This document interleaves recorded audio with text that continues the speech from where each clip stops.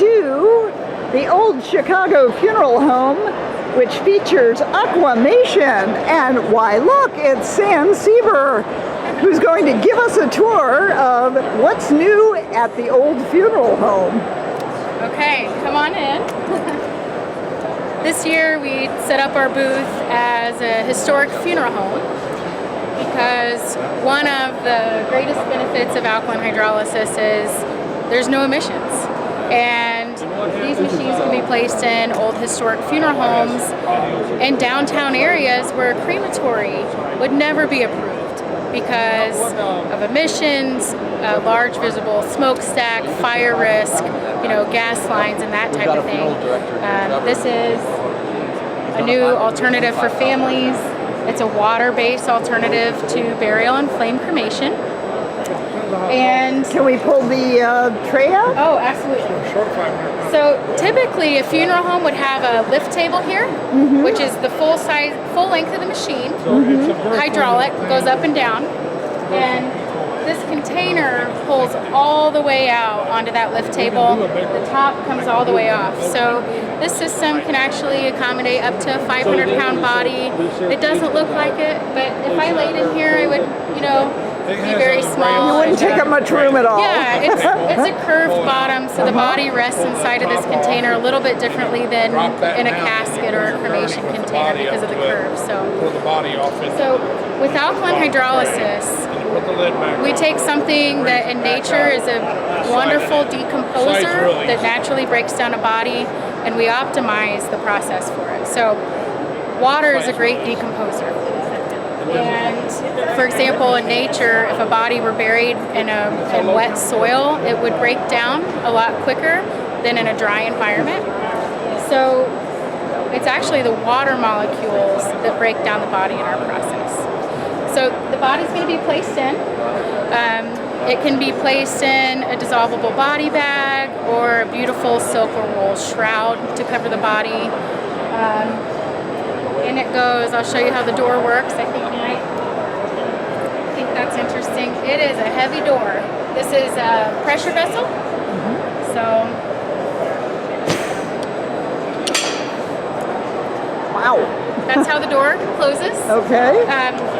Before operation, we actually tilt the vessel to a 35-degree angle, and I'll show you what that looks like, and then I'll tell you why we do it. Okay.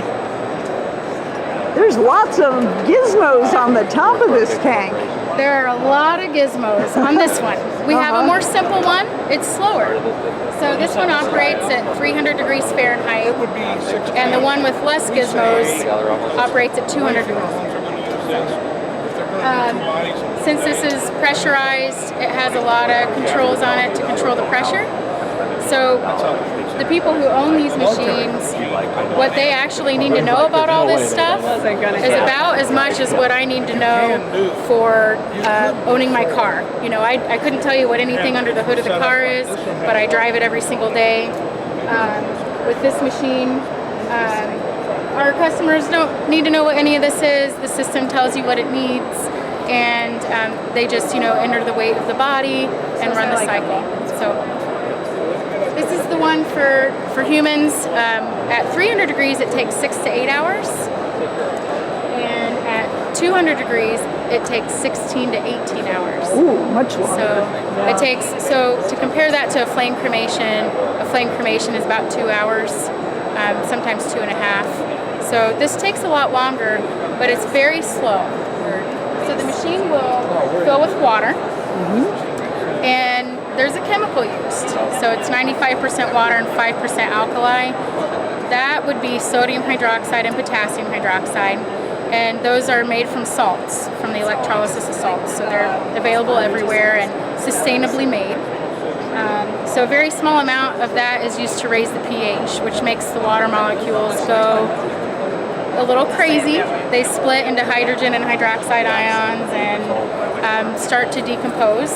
The heat speeds it up, and then a very slow flow of water is just as important as the pH and the heat, because in chemistry it's something called collision theory, and it just means that there's that many more opportunities for the free water molecules to find the organic material to break it down.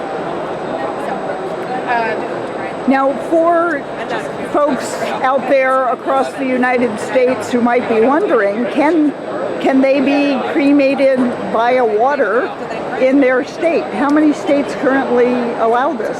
There's 20 approved states. There's 5 Canadian provinces, and then we have these in South Africa and Mexico, so depends on the area. There's only 20 approved states, and not every one of those states has a provider, so it's growing.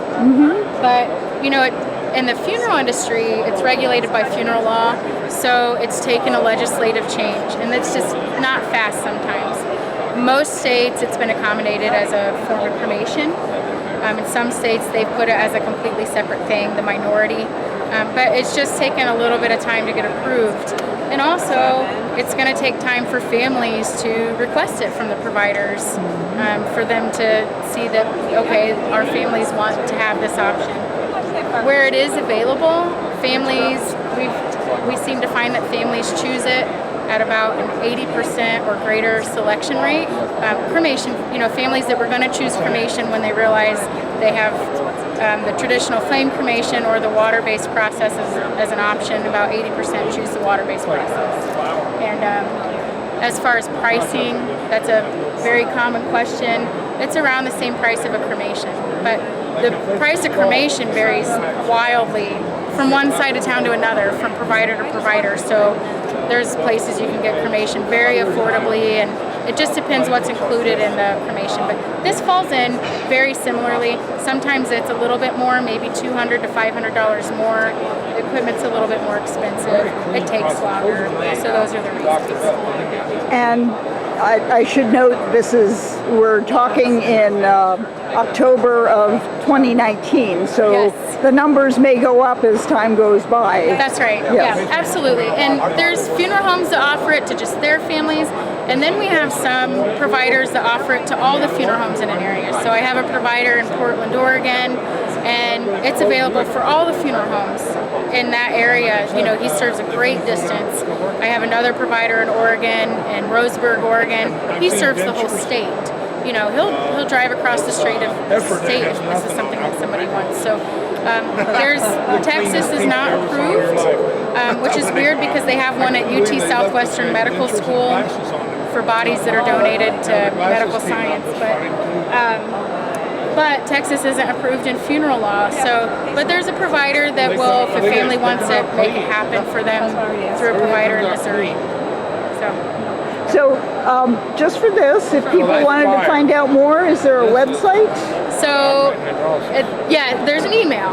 So, sam@bioresponsesolutions.com.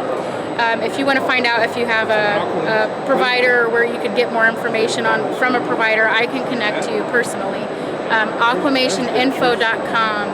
There's a great resource for basic information to get a better understanding of, you know, what this technology is, what it's not, and there's not a map on there that tells you where the installs are. It changes so frequently, but I'd personally be able to help someone.